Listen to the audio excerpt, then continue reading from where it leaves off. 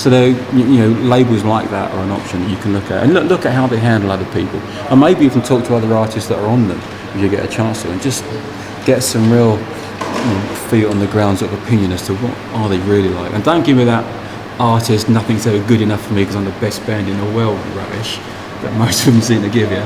Forget all that you are the best band in the world and obviously you should have millions of pounds. Apart from that, do they actually get your records in the shops? If they say they're going to do something, do they actually do it? Or do they always find a reason why it didn't happen? And that's what we're after. Labels that do what they say they're going to do. And even if they don't have a lot of money, if you can trust them, and you know that if they say, look, we'll do this, and do this, they'll actually do it. It's often worth more than a multi-million-pound company that promises you I can do absolutely sod all, which I've had plenty of. That's really frustrating. So I just feel much older and wiser as to what we need and what to look for. And it's still really difficult. It doesn't mean because you know what should be done that you can actually make that happen or that it will happen. So it's a difficult thing to take on, but I would rather do that. That means I own my own records. I don't own any of my own records. You write all these songs year after year and you're giving it to record companies, and they own them. And that's wrong. So I want to stop that. It's just a different way of looking at the business in general, really. It's a completely different approach to what we've done before. Where did the name Mortal come from, Mortal Records? How long did it take you to think of them? Mortal? I was reading a book, and there was a character in the book that there was in one line that said something about being immortal.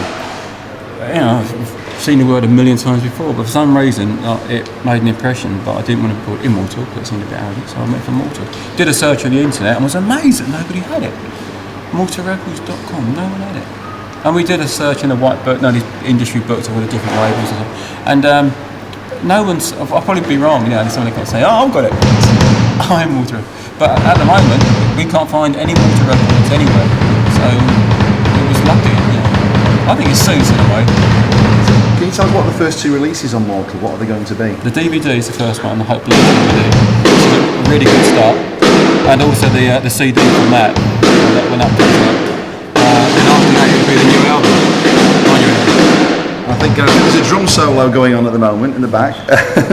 So we'll probably have to cut the interview short. Yeah, we're not far from doors, so they're getting their sound check. Thank you very much. Have you got a quick message to the fans you'd like to say watching this, buying the DVD? Yeah, thank you for coming.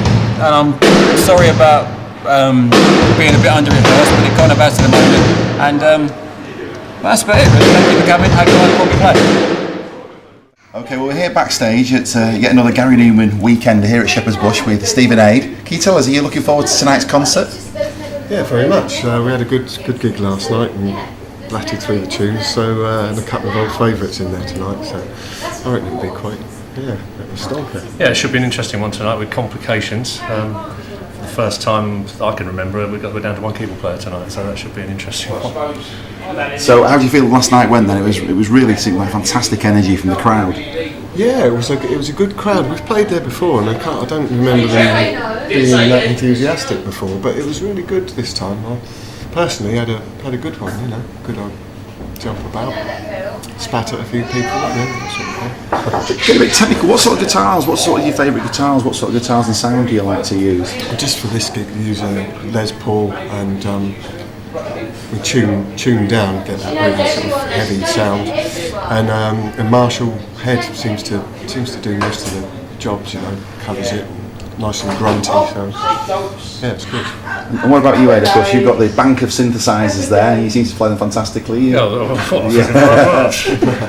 in the post. I've got a sort of semi-vintage Roland JD800, which was for you techno-minded people out there, was the first time they put the knobs back on, having gone knobless for a while. And cut! and we're using the Akai S6000, 5000, one of the two. So there's some quite major bits of strings and one or two things on there which you'd probably not credit me with, but I'm playing them. All right.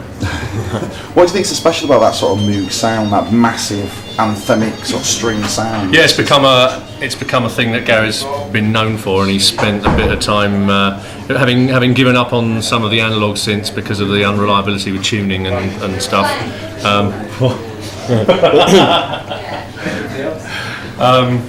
in the mid to late 80s, he spent a lot of time programming some of those vintage sounds into some of the technology we're using now, and so we stick with some of those because they're tried and tested. But we always introduce a bit of new technology each time as well to whatever comes along. There's an ovation there and one or two other bits. Do you like being part of this sort of like, it's really sort of good kindred spirits, everyone seems to know each other, good laugh, feed off each other. Do you like being part of this sort of band? Yeah, it's brilliant because there's so much time just hanging around doing nothing. You do have to be with people that you get on with, and the longer we play together, the darker and drier the humour gets. It's pretty brutal sometimes. And it's down to just a couple of words out of what was a massive long joke, and you just have to say a few words and the job's done, really. And in any case, with just 4 days rehearsal and 2 gigs, you can fake it. Yeah, you don't have to get on with them for that long. And what do you do when you're not playing together? Just pine, really. Sit in my bedroom and get my egg doll out. Well, we'd all, play still to do music. We play with different bands and have to earn the money, It's great if Gary was to do it all the time. That would be fantastic. But of course, he's got his home life. It's very selfish of him, isn't it, really? Well, yeah. Cut the number ones, and it's all about me. It's okay, so. No, it's just a really, really nice pleasure when it does come up a couple of times a year. I'd love to do another tour with it. America could be good next year. I think it could happen. Yeah. Well, there's a lot of new releases coming out, so hopefully that might well happen. So, have you got a message to the fans watching the DVD? Anything to say for tonight's weekend at 2004 at Shepherd's Bush? Hate. That message you're on. Cut.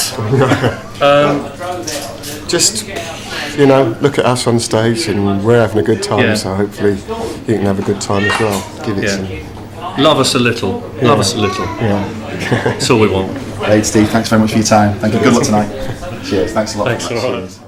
We're here backstage at Shepherd's Bush with Richard Sheridan as drummer. Richard, of course, we've done the Birmingham Academy last night. Was it a good gig for you? Did you enjoy it? Yeah, it was a great gig. We all played well. Good audience, great reaction. Nice to break the ice, but I know we're only doing 2 gigs, but it's good to get the first one behind you, so build your confidence a little bit. Looking forward to tonight. It should be fantastic. And of course, you love touring as well with Gary as well when it happens, yeah. But it hasn't happened too frequently recently. But when it does happen, we all have a fantastic time. And so we're all good mates, and to get on tour is the best thing for us. That's what we aspire to do after all. Now you've got an amazing drum kit. Can you tell us a little bit about it?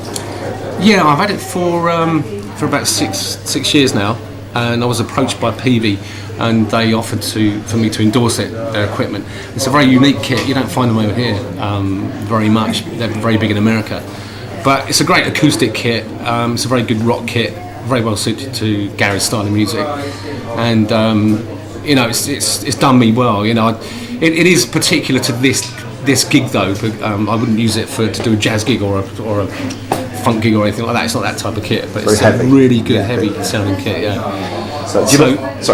Yeah, and I endorse Zildjian cymbals as well, and they're excellent for me because they let me have what I want, and and it's great to have that facility. And, it's really generous of them, So it's great. Yeah.